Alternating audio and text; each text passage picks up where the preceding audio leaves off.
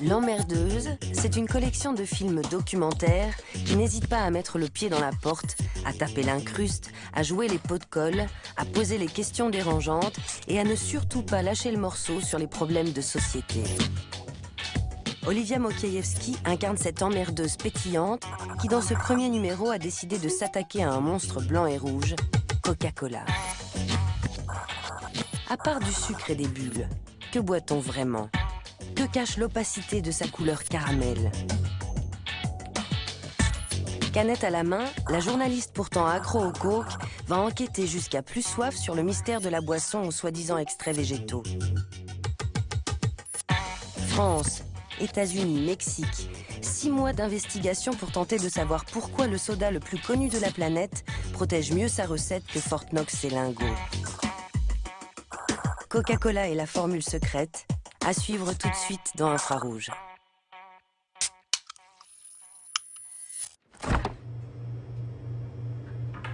Là, c'est moi, Olivia. Et ça, c'est ma boisson préférée. Voici le geste que je fais 3 fois par jour, depuis plus de 20 ans. J'adore le coca, son goût sucré, son petit côté acide. J'en bois quand je suis en tournage, au bureau, avec mes amis. Quand j'ai soif, quand j'ai pas soif. J'en bois par habitude, par plaisir, par réflexe. J'en bois en vacances, après le sport. Je crois que je suis accro. Si je calcule bien, dans ma vie, j'en ai bu 7000 litres. Je ne sais pas si vous vous êtes déjà posé la question, mais je commence à me demander ce qu'il y a dedans. Surtout que sur la canette, il n'y a pas beaucoup d'informations.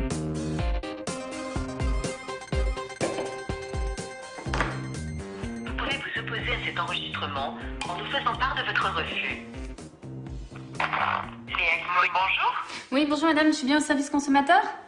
Oui, vous êtes au service consommateur Coca-Cola. Oui, bonjour. Je vous appelle parce que je consomme très régulièrement votre boisson. En fait, je voulais savoir ce que vous mettiez dans le coca. Donc le Coca-Cola classique, c'est de l'eau qui est gazéifiée avec du sucre et des arômes naturels. D'accord, et tout ce qui est arômes naturels, c'est quoi? Dans les arômes, ce sont les extraits végétaux. Et c'est quoi alors, les extraits végétaux? Alors par contre, ça fait partie de la recette secrète. Il y a très peu de gens dans le monde qui connaissent la composition exacte de la liste exacte de l'ensemble des arômes qui lui donne son goût unique. Donc la réponse est claire pour vous? Allez, la réponse est claire. D'accord, je vous remercie de votre appel, je vous souhaite une bonne journée. Merci à vous, au Au revoir. revoir madame. Bon, ce qui est clair, c'est que je n'ai pas ma réponse. Alors la formule secrète la mieux gardée au monde, je vais aller la chercher moi-même, quitte à passer pour une emmerdeuse. Et je vais même en faire un film.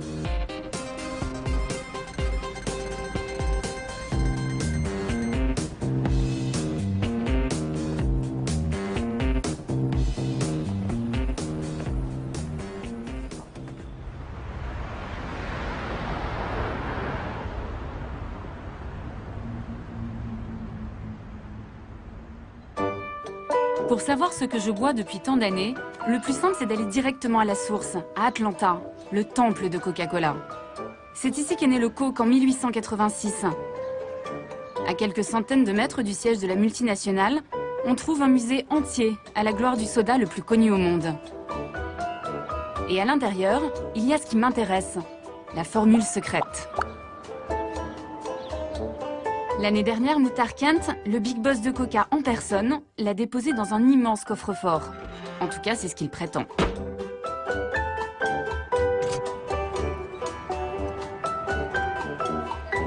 Bon, alors il est où ce coffre? Merci à vous d'être venus et bienvenue dans le monde de Coca-Cola.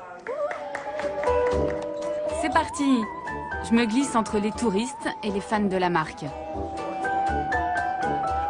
Coca-Cola a accepté de me laisser entrer avec une caméra, mais à condition de ne parler à aucun visiteur et d'être escorté par le service d'ordre maison.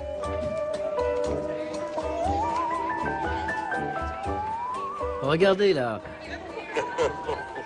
Ce qu'on veut nous montrer ici, c'est le monde merveilleux de Coca-Cola. Comme dans la pub, où quand on ouvre du coca, on ouvre du bonheur. You're so sweet. C'est dommage que tu parles pas, tu vas pas pouvoir me donner la formule. What's the secret formula? Tell me.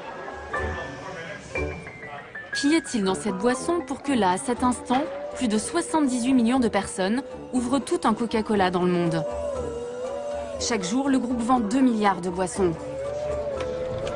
Je réalise à quel point cette histoire de secret est devenue un véritable outil marketing. Suivez-moi. Et côté mise en scène, avec les Américains, on est rarement déçus. A secret formula for the most deliciously different taste the world has ever known. A secret formula for all that is, was, and ever will be the heart of Coca-Cola.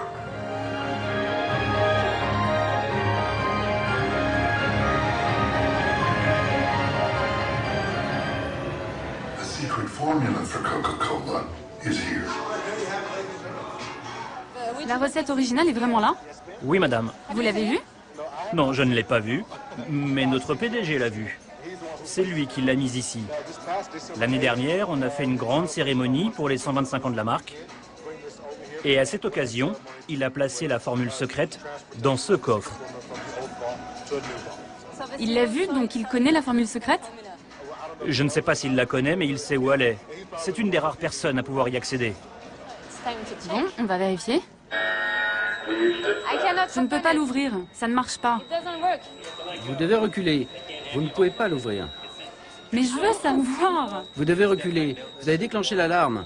Vous voulez dire que la sécurité va débarquer? Non, ce qui va se passer, c'est que ce sont des policiers qui vont arriver. Ah oui, ok, moi je les attends. Bon, combien vous voulez pour me laisser ouvrir le coffre? Sécurité, ici Tim. Pas de souci. C'est nous qui avons déclenché l'alarme. Je crois que tout ça c'est surtout du spectacle. La recette est là, mais je ne peux pas vous la montrer. Alors qui dois-je contacter pour connaître la formule? Bon, je suis sympa avec mes questions, mais la sortie, c'est par ici. Je n'en saurai pas plus. Ah, j'ai quand même droit à un petit cadeau de départ. Timothy, c'est gratuit, je peux en boire autant que je veux? Tout ce que vous voulez, autant que vous voulez. Mais je vais être malade. Non, pas de souci. C'est comme si vous étiez enfermé dans un magasin de jouets.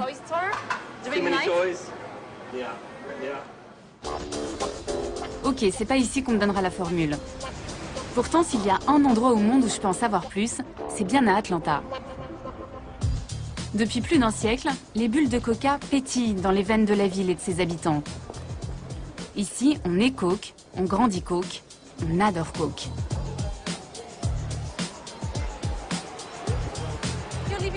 Vous vivez à Atlanta, vous pouvez peut-être m'aider à savoir ce qu'il y a dedans. J'en ai aucune idée. Et ça vous ennuie pas? Ça m'ennuie pas du tout. Vous connaissez tous les ingrédients du Coca-Cola? Ah non, pas du tout. On n'a pas le droit, vous savez, c'est secret. Vous n'avez pas le droit, mais vous êtes une consommatrice? Oui, mais c'est pas grave, ils ont le droit d'avoir leur secret. Vraiment? Ça ne vous embête pas? Non. Est-ce que vous savez ce qu'il y a dedans? Ce qu'il y a dans le coca? Non, ils gardent ça très secret. Et vous n'êtes pas curieuse de savoir ce que vous buvez? Non, j'aime ça, c'est tout.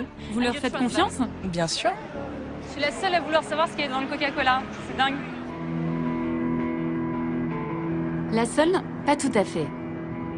D'autres avant moi ont tenté de percer le mystère Coca.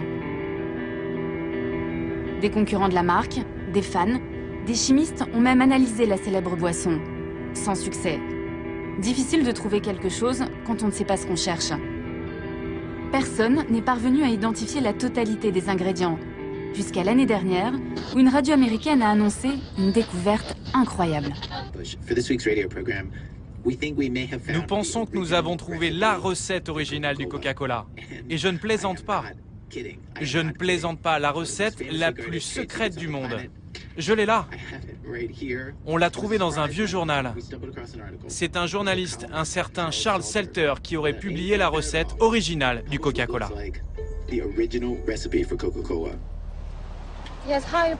Je voudrais avoir le numéro d'un certain Charles Salter dans la région d'Atlanta. J'ai retrouvé Charles Salter.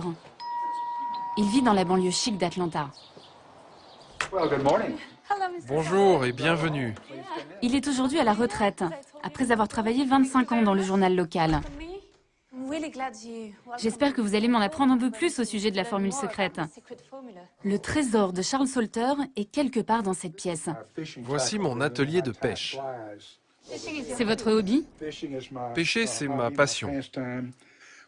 Pourquoi vous n'iriez pas chercher dans ces cartons là-bas? La formule est par là?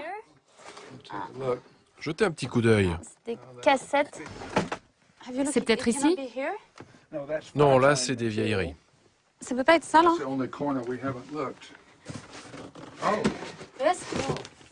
Voilà. C'est excitant. It's so exciting. So you think it's Vous pensez qu'elle est là? Ah, voilà la photo. Je l'ai prise en 1979. J'avais un ami qui vivait dans la région. Il tenait un drugstore à Gainesville. Et un jour, il me dit, « Charles, il faut que tu vois quelque chose. » Et là, je vois un document intitulé « L'authentique Coca-Cola ». Quand j'ai vu ça, je me suis dit, « Mon Dieu, j'ai l'histoire de l'année. » Ce document daterait de 1910. Il s'agirait d'une copie manuscrite de la recette originale en mauvais état. Je découvre les fameux extraits végétaux que Coca refuse de donner. Première surprise, il y aurait de l'alcool, mais aussi du citron, de l'orange, de la coriandre, et tout en haut de la liste, un ingrédient qui me fait halluciner. What's that? C'est quoi ça? F-E, Coca. Extrait de feuilles de coca.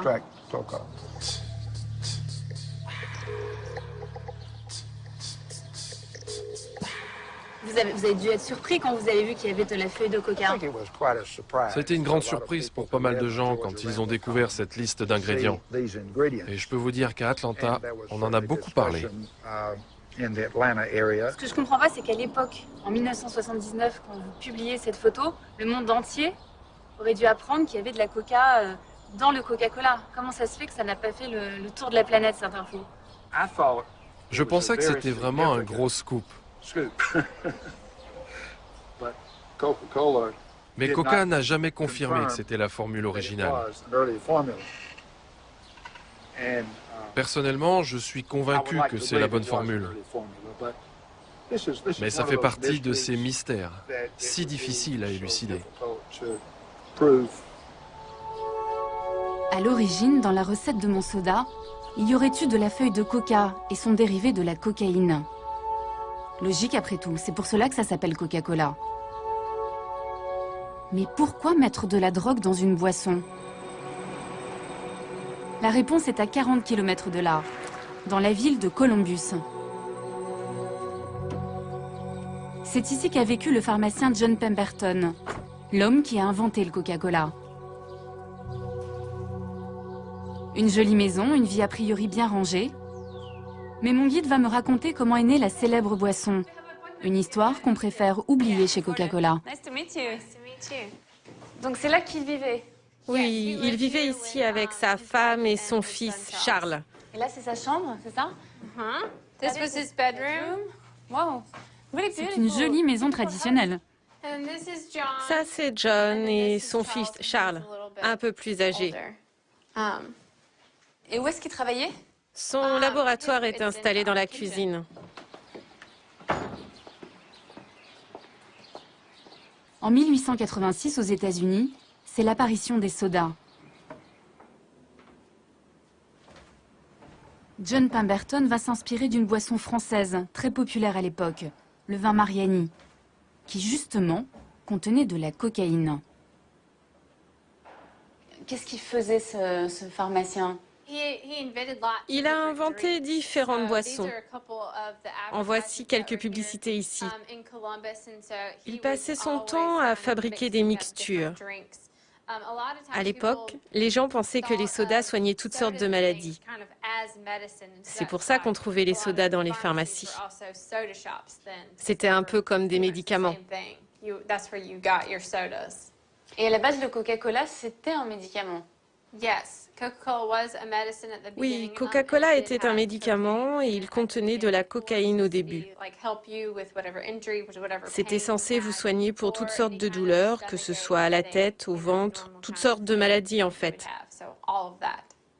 Mais Pourquoi Pemberton a mis de la cocaïne dans le Coca-Cola? Suite à ses blessures durant la guerre de sécession, il est devenu accro à la morphine. Et il est devenu ensuite dépendant à d'autres produits un peu moins dangereux que la morphine. Vous faites visiter cette maison à des classes, des enfants, et vous leur dites pas, en fait, qui était vraiment le docteur John Pemberton. Vous leur parlez pas de son problème avec la drogue, vous parlez pas de cocaïne? Non, on donne juste aux enfants des informations basiques sur Coca. On ne leur parle pas de la cocaïne. On préfère leur donner une image plus idéalisée de la cocaïne. Enfin, pardon, du Coca. Un pharmacien accro à la cocaïne qui met de la drogue dans sa boisson, ça fait un peu tâche dans le monde merveilleux de Coca. À Atlanta, comme souvent aux États-Unis, on protège les symboles de l'Amérique. Et tant pis pour ces écoliers qui n'apprendront qu'une partie de l'histoire. Mais moi, ce qui m'intéresse, c'est de savoir s'il y a toujours de la feuille de coca dans mon soda.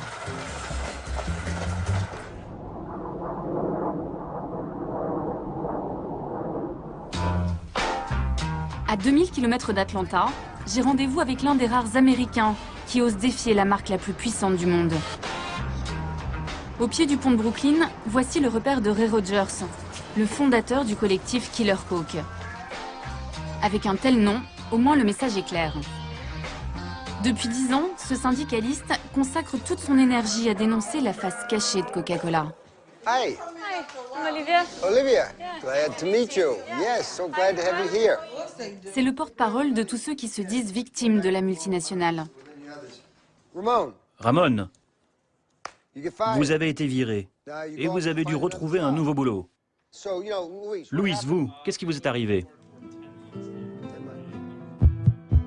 Autour de la table, une quinzaine d'employés ou d'anciens salariés des usines Coca-Cola de New York.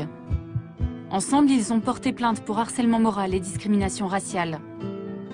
Je découvre une autre version du monde magique de Coca-Cola. Ces ouvriers fabriquent le soda pour des millions d'Américains. Ils ne connaissent pas la recette, ils mélangent seulement le sirop de cola avec de l'eau, avant de le mettre en bouteille. Vous avez déjà entendu parler ou vu des feuilles de coca ? On en a entendu parler, mais ils ne nous laissent jamais voir la production, car le sirop n'est pas fabriqué chez nous. Mais oui, on a entendu des choses. Est-ce que vous pensez qu'il y a des produits utilisés qui sont dangereux? Sans aucun doute possible, oui. On reçoit le sirop dans des gros barils. Il y a une grille tout autour et un autocollant indiquant que c'est dangereux, corrosif. Un jour, j'ai vu un de ces barils s'ouvrir. Le produit a littéralement bouffé la peinture au sol. Ça l'a enlevé.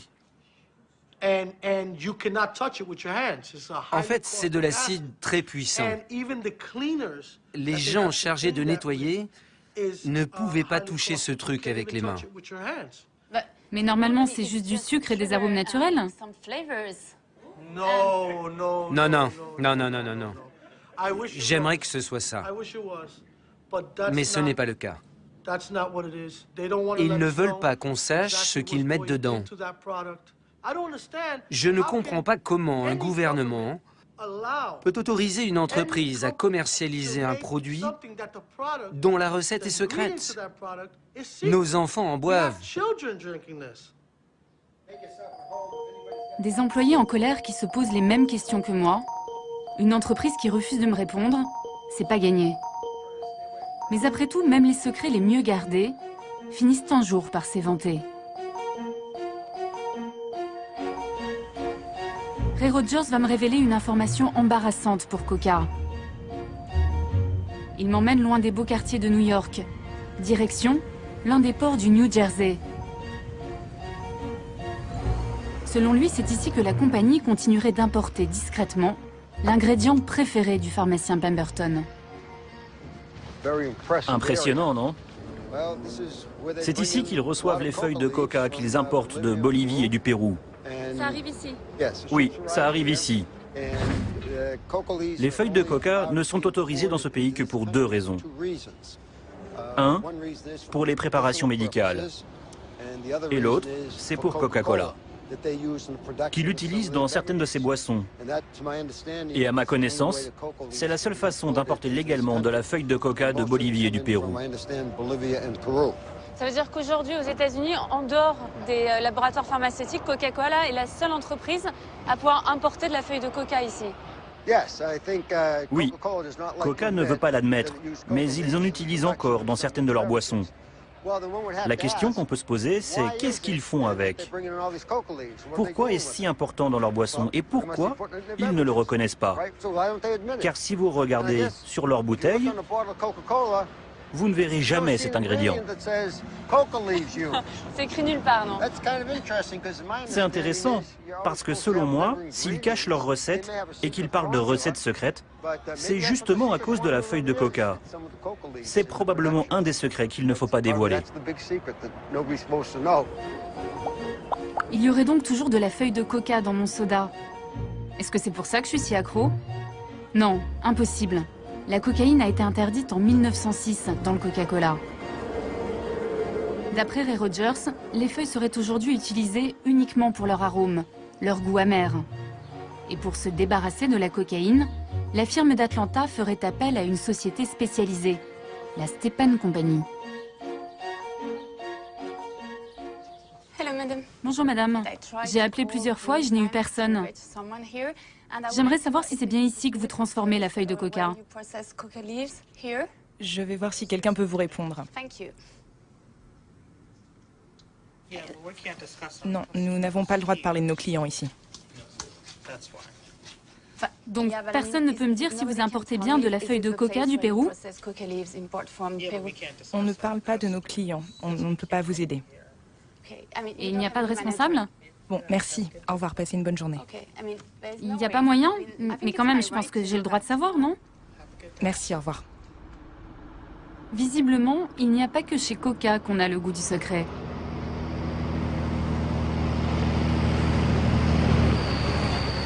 Bonjour monsieur, vous venez d'amener des feuilles de coca dans l'usine? Monsieur, est-ce que vous allez chez Coca-Cola? Je ne vais pas chez Coca, mais ma cargaison va chez Coca. Pourquoi? Stepan importe de la feuille de coca, n'est-ce pas? Je ne sais pas ce qu'ils font. Mais qu'est-ce que vous transportez? J'ai des barils de liquide. Quel genre de liquide? Je sais seulement que ça va chez Coca. C'est peut-être du sirop, j'en sais rien. Vous ne savez pas ce que c'est? C'est un liquide alimentaire. Je veux savoir ce que je bois, donc je cherche à connaître les ingrédients. Ils ne nous laissent pas savoir. Oui, c'est secret. Bien sûr, comme toujours. Stepan fournirait donc un mystérieux liquide à Coca-Cola. Mais ce produit a-t-il oui ou non un lien avec la feuille de coca? Excusez-moi, vous vivez ici? J'habite à côté. Est-ce que vous connaissez Stepan? Ouais, je connais. Vous savez ce qu'ils font? Il y a longtemps, j'y travaillais. Il faisait de la cocaïne. Il faisait de la cocaïne? Je vous parle de ça il y a 15 ans. Il faisait de la cocaïne. C'est ce qu'on m'a dit. Et maintenant, vous savez ce qu'ils font? Je travaille plus là-bas. Coca-Cola continue d'utiliser de la feuille de coca. Oui, bien sûr. Et on m'a dit que c'était ici qu'elle était transformée. C'est possible, puisqu'ils fabriquent de la cocaïne pour les labos pharmaceutiques. Excusez-moi, vous êtes au courant qu'il y a une usine juste en face qui importe de la feuille de coca? Vous en avez entendu parler? Non, pas du tout. L'entreprise s'appelle Stepan. Ils fabriquent de l'extrait de coca pour Coca-Cola. Vous êtes au courant? Non. Ça ne vous pose pas de problème? Si, bien sûr. Mais ici, il y a une usine qui importe de la feuille de coca et qui la vend. Et la ville est d'accord? Bien sûr que oui. Bon, si je comprends bien, il n'y a plus de cocaïne dans mon soda. Mais en attendant, je bois probablement sans le savoir de l'extrait de feuille de coca depuis 25 ans.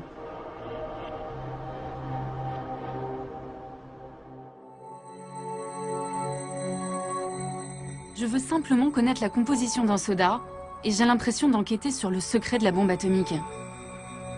Après 2 mois de demande d'interview, 12 appels et 21 mails, Coca-Cola États-Unis va me donner la même réponse que la filiale française du groupe. Yes, Amanda. Oui, Amanda, désolée. Je ne vous entendais pas avec mon téléphone portable. Je voulais simplement vous dire que vous n'aurez aucune interview de la part de la compagnie aux États-Unis. Vous êtes en train de me dire que je ne pourrai parler à personne chez vous aux États-Unis, c'est bien ça? Oui, c'est exact. D'accord, je vois. Merci d'avoir essayé. Ok, j'ai compris. Avec Coca, mon seul droit c'est d'en boire, sans jamais me poser de questions. Pourtant, les États-Unis, eux aussi, s'interrogent sur leur boisson nationale. Coca-Cola est de plus en plus montré du doigt, non pas à cause de la formule secrète, mais au sujet d'un ingrédient que cette fois-ci tout le monde connaît.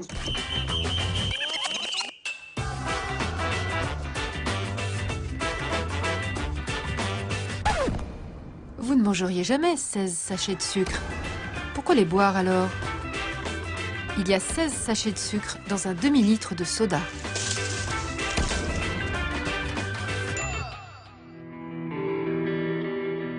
À l'autre bout du pays, un État a déclaré la guerre au soda. Je pars en Californie. Ici, il est désormais interdit de vendre des boissons sucrées dans les lieux publics ou dans les écoles. Il faut dire que 40% des Californiens sont en surpoids ou obèses. Alors tout est fait pour diaboliser le soda, surtout auprès des jeunes. The cost so cheap and it tastes so sweet, but in a few years it'll rot on your teeth. Rather have water, milk, or iced tea than wrap my lips around a Pepsi. All that sugar in just one drink, it got more calories than processed meat. Sprite, Coke, and root beer floats, bound to give folks diabetes and strokes. The more you drink, the less you think. Bet you didn't know brain cells get weak. C'est quoi le message que tu veux donner aux jeunes? C'est de leur dire de ne pas boire de soda en fait, c'est ça? Il faut plus boire du tout de soda. Ça peut faire du mal à trop de gens. Tu commences tout petit, en grandissant tu continues, ça fait partie de toi, et tu deviens tellement accro. T'es pas branché si tu bois du coke, pas du tout. Faut que tu boives de l'eau ou un truc plus sain. Arrête! Tu sais pas ce que ça fait sur ton corps. Ok, donc si je veux être cool, il faut que j'arrête. Ouais, si tu veux être cool, faut que t'arrêtes le coca. Mais on ne change pas si facilement l'American Way of Life. Face à eux, les anti-sodas ont des machines de guerre comme Coca, qui dépensent des milliards de dollars en publicité. On y va. La bataille est encore loin d'être gagnée. Pour me le prouver, le leader californien des anti-Coca m'invite à déjeuner dans ce qu'il appelle un désert alimentaire. Un de ces quartiers où il n'y a que des fast-foods à des kilomètres à la ronde. Je voudrais un Coca, un grand s'il vous plaît. Regardez la taille de mon verre d'eau qui arrive. Et voilà mon eau. Ah oui, c'est tout petit. Ok. Ok, thank you very much. Et je peux... Vous pouvez en reprendre gratuitement autant de fois que vous voulez. C'est un gros problème. C'est ça le problème, hein. Je peux en avoir autant que je veux. Je peux venir m'en servir quand... Servez-vous copieusement, et si ça ne vous suffit pas, revenez et prenez-en encore. C'est un déjeuner équilibré, ça. Vous avez suffisamment de calories, ça va? C'est un demi-litre, ça. Oui, c'est même un peu plus. C'est 75 centilitres. Un Américain boit en moyenne 170 litres de soda par an.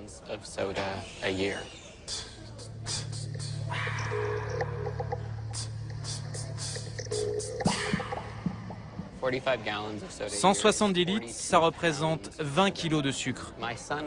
Mon fils pesait 20 kilos à l'âge de 5 ans. Donc l'Américain moyen boit l'équivalent d'un enfant de 5 ans par an. C'est un tsunami de boissons sucrées. C'est quoi l'intérêt pour les grandes compagnies de soda d'augmenter la taille? Parce que c'est toujours le même prix, c'est très peu cher. Donc c'est quoi leur but? Pourquoi ils veulent augmenter les quantités? Je pense que tout ce qu'ils font, ils le font pour augmenter leurs ventes. Si vous en buvez beaucoup aujourd'hui, il y a de grandes chances que vous en buviez plus demain. Donc ça peut être une bonne affaire d'acheter un litre de soda dans un restaurant, mais quand vous allez aller au supermarché, vous allez le payer bien plus cher. Leur seule motivation, c'est de gagner toujours plus d'argent. C'est leur boulot, c'est normal. Mais c'est la première génération d'enfants aux États-Unis qui risque de vivre moins vieux que leurs parents. On doit trouver une solution pour contrer ces boissons sucrées. On le doit. La vie de nos enfants en dépend. Bon, bah c'est bon, vous avez gagné. Vous m'avez coupé l'appétit. Merci. Bon appétit. Il y a 50 ans, nous buvions 4 verres de coca par an. Aujourd'hui, les boissons sucrées sont en train de remplacer petit à petit l'eau et le lait. Les sodas sont même devenus la première source de sucre et de calories dans l'alimentation des Américains.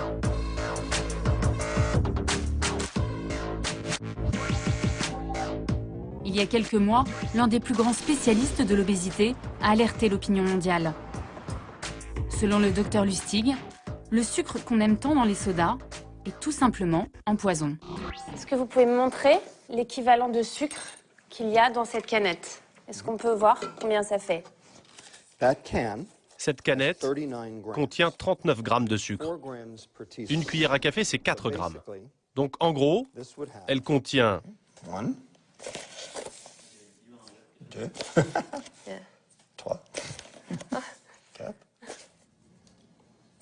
5, 6, 7, 8,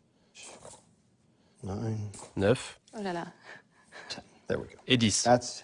Ça, c'est la quantité de sucre contenue dans cette canette. Donc quand je bois ça, j'ingurgite en fait cette quantité de sucre. Exactement. Aucune différence. Ok. Moi, je sais que j'ai du mal à arrêter. J'essaye d'arrêter, de diminuer ma consommation, mais j'y arrive pas. C'est à cause de ce sucre que je suis dépendante? Absolument. La raison pour laquelle les gens ne parviennent pas à arrêter de consommer ces boissons, c'est parce que le sucre a un impact sur une partie précise du cerveau. Et ça devient difficile d'arrêter. C'est pour ça que nous avons des enfants et des adultes qui ont une vraie dépendance au sucre. Et alors, quel est l'effet que ça produit sur le cerveau? Ça affecte le mécanisme de la récompense. La même zone que la nicotine, la cocaïne, les amphétamines, l'héroïne, la morphine. Ça provoque le même effet. Le besoin augmente en permanence. Car le problème, c'est que plus vous en prenez, plus le neurotransmetteur dans le cerveau, la dopamine, se met en marche. Et plus le système a besoin de doses importantes pour provoquer le même effet la fois d'après. Et ce phénomène s'appelle la tolérance. Quand vous arrêtez de consommer, vous avez des symptômes physiologiques. Et c'est la combinaison de tout ça qui fait que vous devenez dépendant. Aujourd'hui, on sait que le sucre fait exactement le même effet que toutes les autres drogues, en plus faible, bien sûr. Moi, je vois de plus en plus d'enfants, même très jeunes, boire du Coca-Cola. C'est quoi l'effet sur leur santé? C'est terrible. C'est un désastre qu'on constate tous les jours. Dans les cliniques pour obèses, les gamins ont des taux de lipides identiques à ceux que l'on voit habituellement chez des patients de 65 ans.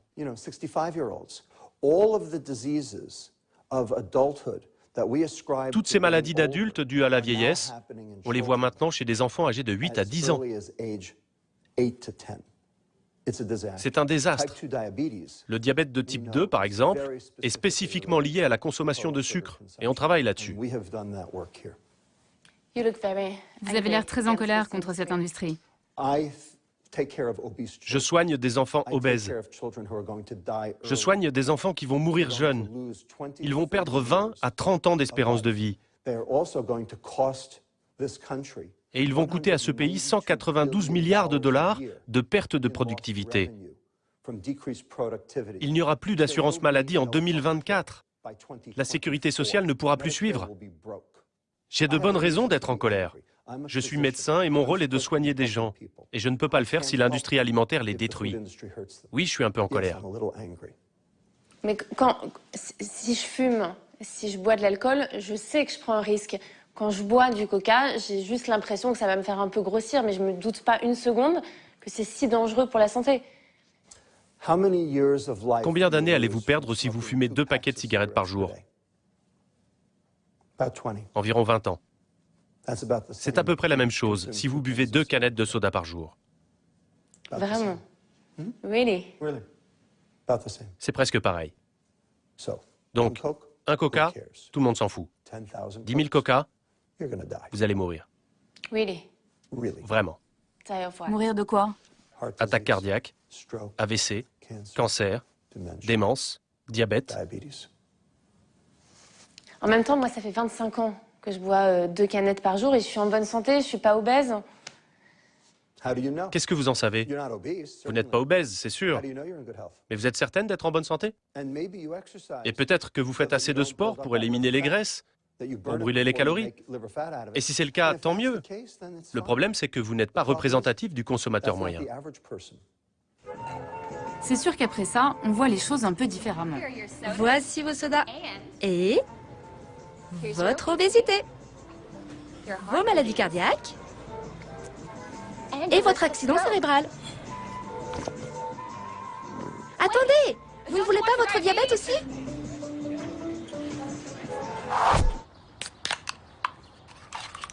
Pour éviter le pire et rester en bonne santé, le docteur Lustig m'a fait une ordonnance, et une sévère.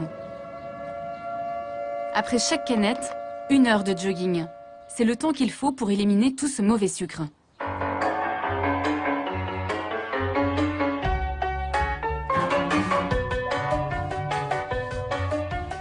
Je vous dis pas quand j'en prends 3 dans la journée.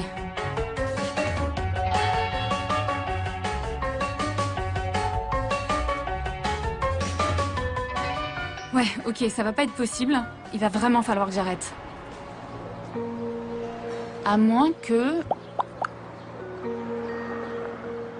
Est-ce que la solution, c'est ça? Est-ce que la solution, c'est les soda light, les cola light? Parce que du coup, il n'y a plus de sucre, donc il n'y a plus de problème. Tout le monde veut savoir pour les édulcorants. Moi le premier. J'aimerais bien savoir si c'est la solution. Mais il y a un problème. On ne sait absolument rien à leur sujet. On ne sait pas comment l'aspartame agit sur votre système énergétique ou sur votre métabolisme. On ne sait rien de tout ça. On n'a aucune donnée, et tant qu'on ne les a pas, je ne peux rien vous dire, car je suis un scientifique.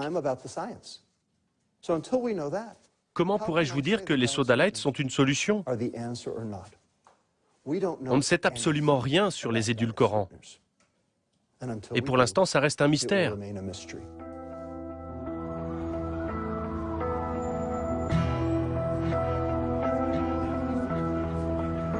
Donc en gros, j'ai le choix entre boire du sucre en étant certaine qu'à haute dose c'est dangereux, ou boire du light en étant sûre de rien. Dans les 2 cas, il y a un ingrédient auquel je n'échapperai pas. C'est le E150D, plus connu sous le nom de colorant caramel. C'est lui qui donne à tous les colas leur couleur si caractéristique. Un colorant controversé en Californie. Coca-Cola et Pepsi ont même dû en modifier le dosage dans cet État américain.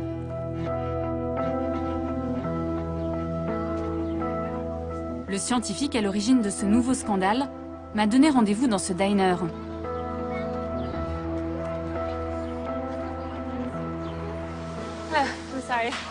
Bonjour, vous avez déjà commandé? Non. Je peux avoir un coca, s'il vous plaît? Et pour moi, juste un verre d'eau, s'il vous plaît. Vous ne buvez pas de coca, n'est-ce pas? Non, je n'ai pas bu un coca depuis très très longtemps.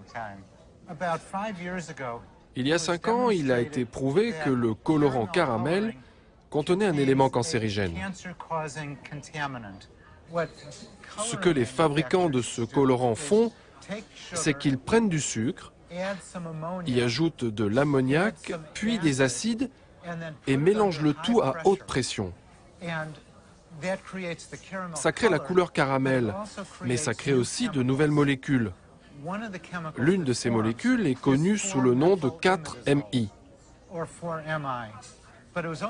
Dernièrement, des études ont démontré que ce composant provoque des cancers chez les animaux et très probablement chez l'homme. L'État de Californie a dit à l'industrie du soda qu'elle serait obligée de mettre un avertissement sur leur boisson tant que celle-ci contiendrait ce composé. Ça causerait quoi comme cancer, ce colorant caramel? A priori, cela provoquerait la leucémie.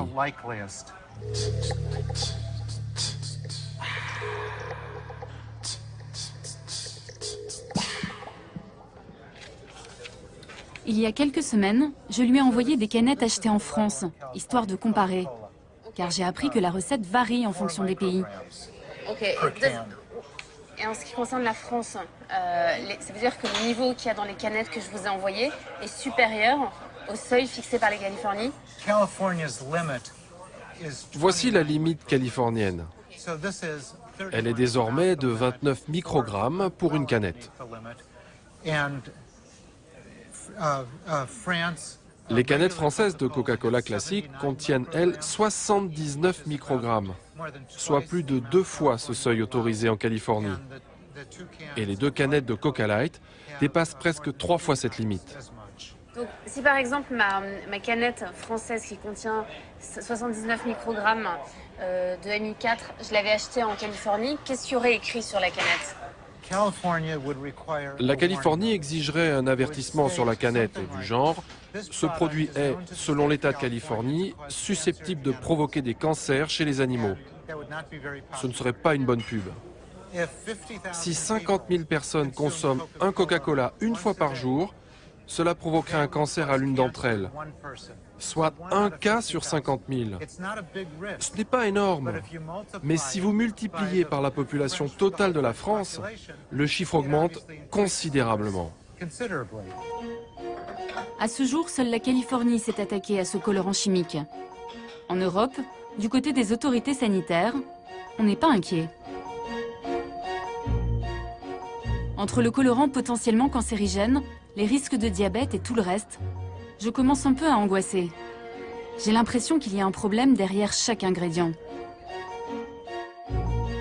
Est-ce que c'est normal que la boisson la plus consommée au monde soulève autant de problèmes? Coca-Cola ne veut pas me répondre? Ok, je vais aller voir Muhtar Kent, le PDG, celui qui a caché la formule secrète. Et je vais aller directement chez lui.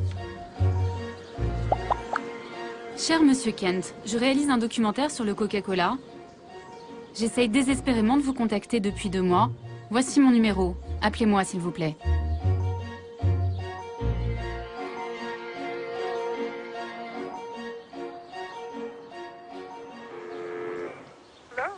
Bonjour. Désolée de vous déranger. Je cherche à joindre Monsieur Kent. Je viens de France et j'aimerais vraiment le contacter. J'ai tout essayé. Comment est-ce que je peux arriver à lui parler? Vous pouvez attendre quelques minutes, s'il vous plaît?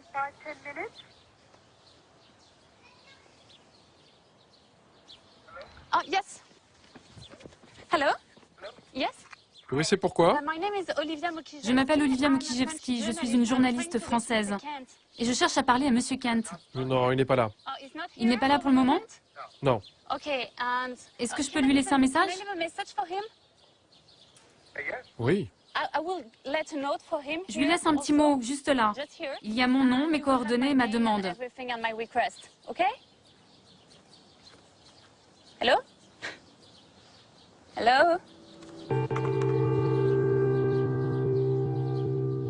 C'est raté pour cette fois, mais quelque chose me dit qu'on va bientôt finir par se croiser. Avant cela, j'ai une dernière piste à explorer.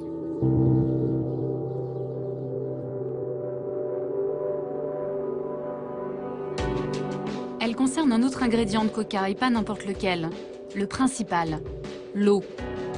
Il en faudrait en moyenne 3 litres pour faire 1 litre de Coca-Cola. À San Cristobal, au Chiapas, l'eau, ce n'est pas ce qui manque. Cette région est le réservoir du Mexique. Un paradis pour les fabricants de soda. Ce n'est donc pas par hasard si dans les années 80, la firme américaine a choisi d'installer ici l'une de ses usines.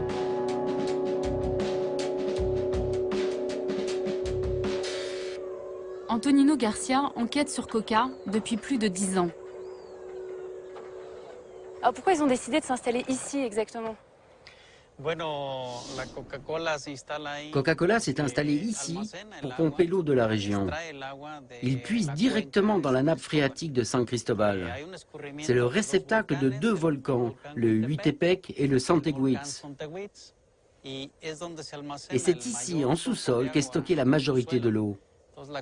Ils sont installés stratégiquement pile sur le manteau phréatique. Et Coca-Cola prélève beaucoup d'eau ici? Ils extraient environ 750 000 litres par jour. C'est quoi? C'est l'équivalent de quoi? Ce volume d'eau permettrait d'alimenter 10 000 habitants de la ville tous les jours. Et depuis peu, ils creusent un nouveau puits. Ils vont donc augmenter le pompage.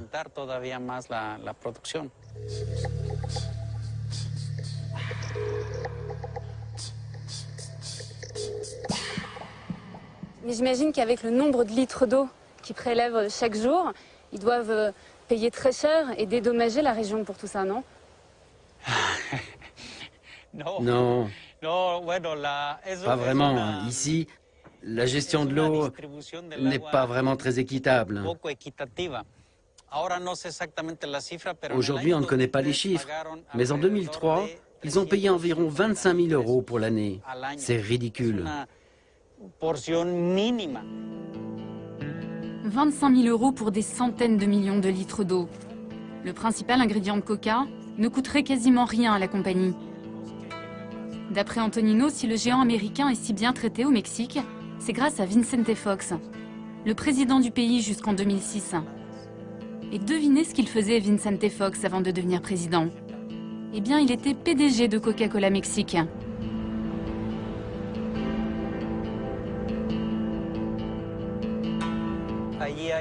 Ici, il y a 5 communautés qui utilisent l'eau de cette nappe. Et depuis l'installation de l'usine, j'ai fait des recherches avec eux. Et ce qu'ils me disent, c'est que depuis qu'il y a l'usine, leurs ressources en eau ne cessent de diminuer.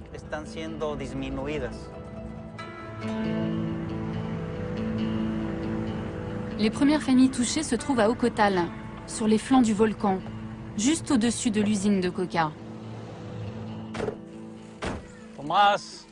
Bonjour Thomas. Buenas tardes. Olivia. Thomas est le chef de la communauté. 10 personnes vivent dans cette maison. Et depuis quelques années, leur quotidien est devenu une vraie galère. Il n'y a pas d'eau. Et c'est comme ça tout le temps? Quand les nappes sont basses, on reste sans eau. Au-dessous d'un certain niveau, ici, on ne peut plus avoir d'eau. Et alors comment vous faites quand vous n'avez pas d'eau? On se débrouille avec des seaux, on va au puits. On prend des seaux. Ils ne sont pas là. On les prend pour laver le linge, la vaisselle, ou pour faire à manger. Les coupures d'eau sont de plus en plus longues. Alors à Ocotal, on est heureux quand il pleut. On prend cette eau et on la met là. Bon, là c'est de l'eau de pluie, c'est comme ça que toute la famille se lave, c'est ça? Et pour laver le linge? C'est cette eau qu'on utilise. D'accord. Mais cette eau, elle n'est pas potable? Non, mais on la boit quand même. On la prend cette eau, on la sort d'ici et on la boit. Ok? Ça va, c'est pas... Bah, ça nous désaltère. D'accord, mais vous n'êtes pas malade quand vous buvez cette eau? Nous les adultes, ça va. Mais pour les enfants, ça pose un problème. Qu'est-ce qui se passe avec les petits alors? Ils sont malades? Ils ont mal à l'estomac, ils vomissent, ils ont la diarrhée. Ah oui? D'accord, mais vous n'avez pas le choix, vous êtes obligé de leur donner cette eau. Non, on n'a pas le choix. Mais au moins, on n'a plus soif.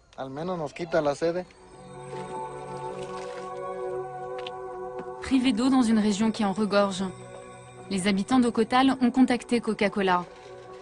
Mais la multinationale affirme qu'il n'y aurait aucun lien entre ces pompages intensifs et la pénurie d'eau.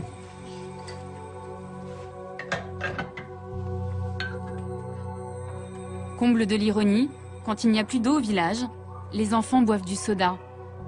C'est une histoire sans fin, celle d'un piège qui se referme sur les Indiens du Chiapas.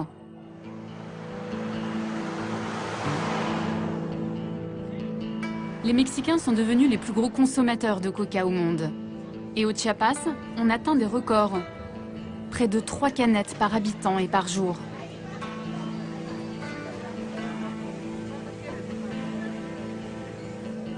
Ce n'est pas ici que je vais commencer mon sevrage. Quand on veut boire quelque chose dans le coin, il n'y a pas vraiment le choix. J'ai rendez-vous avec un médecin qui dénonce cette omniprésence de coca au Mexique. Marcos! Ah, je suis contente. Ça va bien. J'avais peur de m'être trompée d'endroit parce que des boutiques qui vendent du Coca-Cola, il y en a partout sur la route. Ça a été quoi le déclic? Pourquoi vous vous êtes intéressé à cette boisson? Je suis venu au Chiapas pour travailler auprès des réfugiés sur les problèmes de malnutrition. Je me suis aperçu que c'est dans les 2 premières années de la vie qu'on définit les habitudes alimentaires. Et ici, les mères donnent des sodas à cet âge-là à leurs enfants. Et donner tant de sucre si jeune provoque fatalement une addiction au sucre. On dit quoi? On dit qu'il y a eu une coca-colonisation du Mexique? Oui, c'est un terme qui a été employé par le rapporteur spécial des Nations Unies l'an dernier. Il a été impressionné par la coca-colonisation du Mexique. Si vous voulez m'aider, je vais le faire. cliquez à chaque fois que vous voyez un point de vente. D'accord, donc je clique dès que je vois une boutique qui vend du coca. Alors là, il y en a une. Ok, pour l'instant, il y en a un. 1, 2. C'est incroyable. 4. C'est incroyable parce qu'elles sont à côté. 5. Tenez, regardez, il y en a un autre ici. D'accord, alors là, on est donc en plein milieu des montagnes, à 2500 mètres d'altitude. Et on a fait quelques centaines de mètres et on a déjà vu 7 boutiques qui vendent du Coca-Cola. 8. C'est terrible. Il n'y a rien d'aussi facile à trouver que le coca. Vous voyez, c'est le nom de la ville dans une bouteille de coca. Mais comment c'est possible ça? C'est possible et c'est terrible. Regardez, il y a encore 2 boutiques côte à côte. Enfin des légumes. Là, il y a des légumes, ils vendent pas de coca. On en a combien là? Là, j'en suis à 166. En 42 km, c'est incroyable. Un pays repeint en rouge et blanc. Le modèle économique parfait pour Coca-Cola. Jusque dans les villages les plus reculés du Chiapas, la multinationale a mis en œuvre une stratégie imparable. Et le Coca-Cola, c'est ce que vous vendez le plus? Oui. Au mois, j'en vends environ 8 caisses. Et 10 caisses quand il y a du monde. Au mois, hein. Et les frigos? Ils sont loués. C'est une prestation. Je ne peux pas dire qu'ils me les ont offerts, parce que c'est une location tant que je vends leurs produits. Est-ce que dans le frigidaire, vous avez le droit de mettre des produits qui ne sont pas des produits Coca-Cola? Non. Seulement des produits de Coca. Tous les produits qui sont à l'intérieur viennent de la société Coca-Cola. Uniquement les produits de Coca-Cola. Si les gens veulent boire quelque chose de frais, ils doivent acheter des produits Coca-Cola. Exactement. C'est comme ça. Muchas gracias, señor. Hasta luego. Merci. Au revoir. Donc là, il y a même des... Marcos, des bouteilles de 3 litres. À 3 litres, c'est quoi? 21 pesos, ça fait 1,20 €. 1 litre de coca pour 7 pesos, alors que l'eau est à 8. Le litre est à 8, le litre d'eau est à 8 pesos, donc 3 litres, ça fait 24 pesos. Et on compare avec le coca qui fait 21 pesos. Le Coca-Cola est moins cher que l'eau. Et c'est ça le problème. Oui, c'est moins cher que l'eau. Et ce que dépensent les gens dans le coca, c'est de l'argent en moins pour acheter des produits de base. Aujourd'hui, les Indiens du Chiapas ne peuvent plus vivre sans coca. À tel point que la marque a même réussi à s'imposer dans la religion. Elle remplace le potch, la boisson traditionnelle dans les cérémonies sacrées.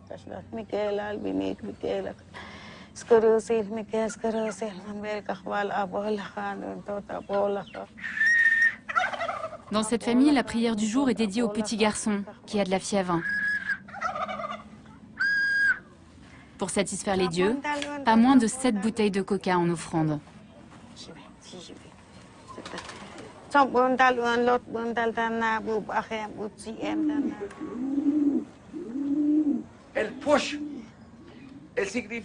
Le poche, c'est l'alcool local. Avant, ça servait à chasser les mauvais esprits. On l'utilisait pour ça. On en faisait don pour notre corps, pour notre âme, pour notre esprit. Et maintenant, on y a rajouté le Coca-Cola. Ce sont nos croyances. On croit que ça chasse le mal. Et on voit ça partout dans le Chiapas. Au Guatemala, dans toute la région. C'est notre culture maintenant. Le Coca-Cola, ça permet de chasser les esprits parce que du coup on rote et donc l'esprit est chassé du corps, c'est ça? Oui, c'est ça. Okay. C'est notre croyance. Et Coca s'en est emparé il y a 30 ou 40 ans. Au Mexique, 70% de la population est déjà en surpoids ou obèse. Selon l'Observatoire mexicain de la santé, en 2020, ce sera 100% de la population. Je retourne pour la dernière fois à Atlanta.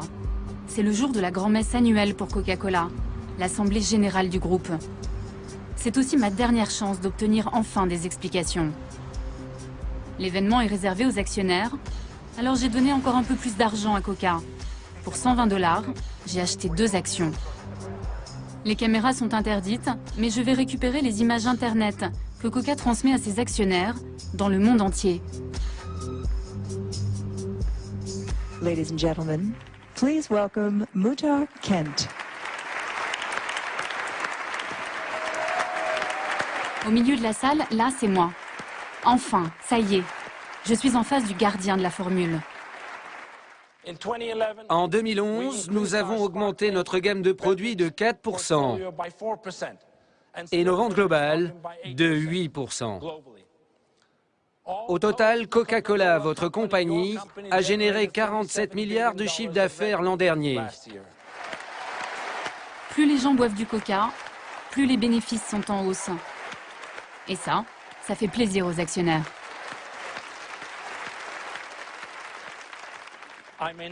Je ne serai pas en mesure de répondre à toutes vos questions, mais je vais donner la parole au plus de gens possible. 6 personnes seulement seront choisies au hasard. Mes chances sont minces. Mais à la 4e question... Monsieur le Président, voici Olivia Mokiejewski. Bonjour, Monsieur le Président. Je viens de France pour être avec vous aujourd'hui.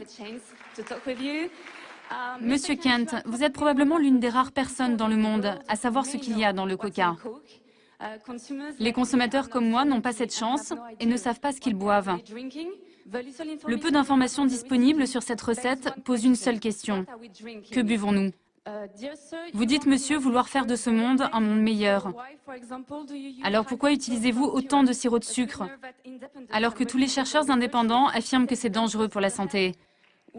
Pourquoi utilisez-vous un colorant caramel chimique, alors qu'il en existe des naturels? Pourquoi prélevez-vous autant d'eau au Mexique et en Inde? Et enfin, pourquoi ne dites-vous pas que vous utilisez toujours de la feuille de coca dans votre recette? Merci, monsieur, pour votre attention. Merci d'être venu de France pour assister à notre Assemblée générale. Je tiens à vous dire clairement que nos 3000 produits sont sains. Nous sommes fiers de la qualité de tous ces produits. Nous sommes fiers de nos standards de fabrication, qui sont souvent bien supérieurs aux normes légales des pays, de tous les pays dans lesquels nous les produisons. Bon allez, je vous épargne les 2 minutes 15 de langue de bois. Muhtar Kent m'a répondu, mais ne m'a rien dit. Pendant ce temps-là, son groupe a écoulé près de 3 millions de boissons dans le monde.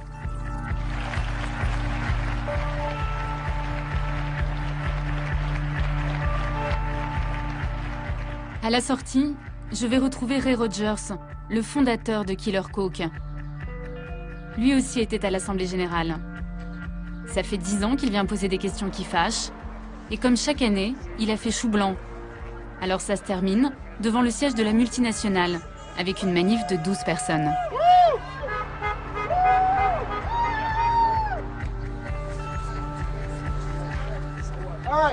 Ok tout le monde. Est-ce qu'on peut essayer de faire juste une ligne, côte à côte? Allez, s'il vous plaît, est-ce que vous pouvez juste bouger un peu pour qu'on puisse faire cette ligne? Il faut faire une ligne. Là, vous n'êtes pas nombreux, vous n'avez pas l'impression de prêcher un peu dans le désert? Le plus important pour nous, c'était qu'on soit présent pour l'Assemblée Générale, qu'on signale notre présence, et qu'il existe des images pour montrer qu'il se passe des choses, même ici, à Atlanta, le berceau de Coca-Cola. Et si vous regardez, nous sommes épaulés de quelques indignés d'Atlanta, et on demande une entrevue. Et s'ils nous arrêtent, eh bien nous reviendrons plus nombreux la prochaine fois. Et on leur rendra la tâche plus dure encore. Donc c'est un peu David contre Goliath. Mais ici, nous sommes des centaines de David.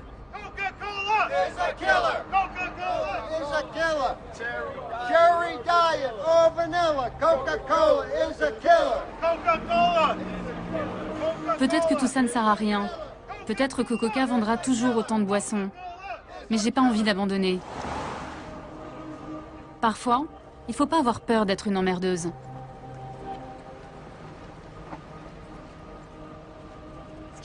Excusez-moi, monsieur, je suis journaliste.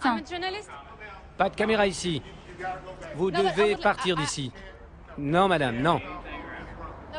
J'aimerais juste savoir si monsieur Kent est là. Je n'ai pas la moindre idée. Partez, s'il vous plaît. Oui, mais on m'a dit que... Derrière. Non, madame. Non, vous traversez. Vous repartez de l'autre côté. J'aimerais juste poser une question. Pas de question. Mais je suis une consommatrice. Bonne journée, madame. Ok, je peux parler à personne ici. Non, madame. En 6 mois d'enquête, j'ai découvert la face cachée de Coca. Celle qu'on ne voit jamais dans les publicités. Celle que le marketing cherche à effacer. J'ai compris aussi qu'avec la formule secrète, Coca a trouvé le meilleur moyen d'éviter les questions qui dérangent.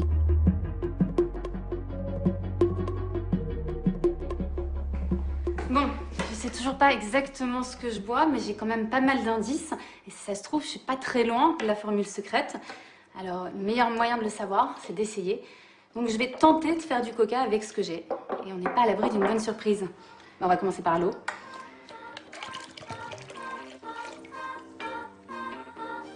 Bon sucre, 100 g de sucre. Pour l'instant, je pense que jusque-là, je suis dans le vrai.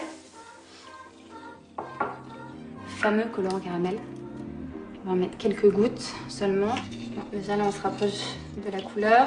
Ah, alors ensuite, feuille de coca. Mais je ne m'appelle pas coca, donc moi, je ne peux pas en importer. Alors, je vais me contenter du maté. C'est de l'infusion de feuilles de coca. Quelques gouttes de vanille. Alors, la caféine. Donc on va en mettre un petit peu. Et du jus de citron. Voilà, là il y a de l'alcool, enfin, c'est de l'alcool alimentaire. Bon, là je vais m'attaquer aux fameux arômes naturels, ceux qui sont si secrets. Il y a de l'orange, du citron encore, la noix de muscade, fleur d'oranger.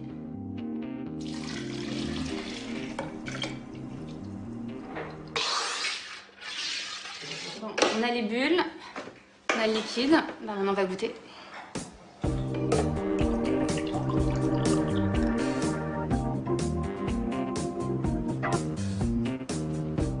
Ouais. Un peu le goût d'un cola bon marché. Mais j'en bois trop, moi. J'arrive pas à juger. Allez, Bruno, viens goûter. Dis-moi ce que t'en penses. Ok.